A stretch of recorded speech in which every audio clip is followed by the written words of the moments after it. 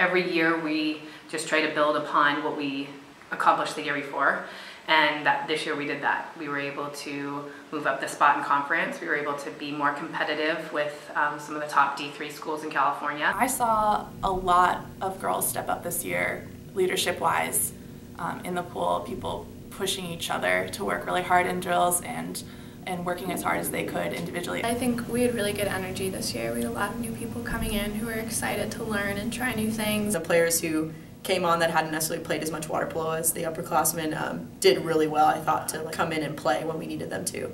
I had a lot of fun during our upset of Grove City the first time that we upset them. We were down at half by a lot, and we came back and completely took control of the game. The second time that we played them during our conference tournament, and that secured our space in the top bracket. And that was one of our team goals. We really wanted to be in the top bracket this year. That was so fulfilling to beat them and twice, to show that it wasn't a fluke. We worked our way up to beat them. Just being able to play official games, real games here at Macalester means so much to myself and the athletes. It's hard for people to sometimes conceptualize what the sport of water polo is because they never get to see it. So to be able to have it here at Macalester means a lot to the girls, and put a little extra spark in them. To have the fans there is so exhilarating. It's like electric in the pool area, and it's really cool. People were screaming the whole time, especially when we were in overtime. It was like no matter what happened, people were like, ah.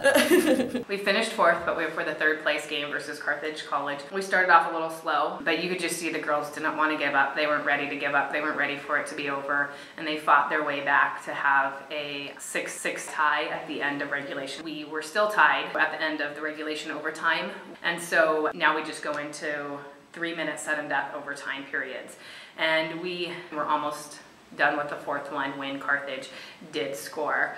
Although we were very disappointed that we weren't the ones who scored that goal. It is now the longest game in women's water polo NC2A history. I think it really proved how far we'd come as a team that year, because we had to not only push through mentally but also physically.